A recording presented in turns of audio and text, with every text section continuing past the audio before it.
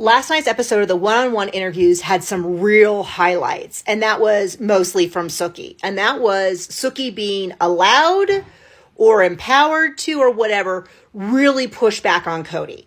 It's kind of the first time we've seen her really be allowed to do that.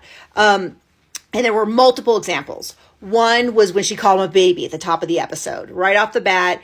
And he was saying, I'm going to shut you down. And she's like, no, you're going to shut me down. And she called him a baby. Later on was when he didn't want to watch the clip of him and David meeting for the first time. He's clearly deeply embarrassed because he did not come off looking very alpha man in that clip. And he kept trying to talk over her, and she kept trying to run the clip, and he kept on, and she finally, it just ran. But multiple times he was trying to, I think maybe he thought that he could just explain it away and they wouldn't run the clip. I don't really know, but he did that. And then the third time was at the end when he was refusing to answer questions, and they had this long staring conversation.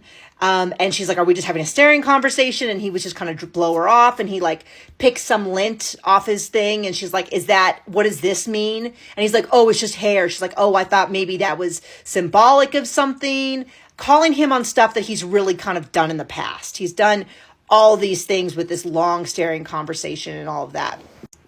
So for reference, the first one with kind of calling him a baby and he was trying to shut her down was this whole idea once again about Robin. And it starts off with Janelle saying that he's a failure in the eyes of the church, and Christine backing that up and basically saying, if a man loses 3 wives, we all know what the problem is. And especially in their situation, which is that they had 20 years together, he brings on a new wife, and then all the other wives leave, and he stays happily with the new one. You don't have to be a genius to put two together. And what's funny is Kody keeps kind of saying it's like what people are saying. They can watch the show the same way we do. This is not a pure he said, she said situation, because I can go and watch him say things and do things, and we can catch stuff. And for all of Suki also did a really good job kind of backing Robin into a corner. More so, they normally treat Robin like this very precious, I know this is difficult for you. I know this is so challenging. But Suki actually backed her into a corner because she's like, do you feel like you can talk with Kody about everything? And she's like, yeah. Can you talk about this? Yeah. Can you talk about that? Yeah. Well, then why don't the other wives feel that way?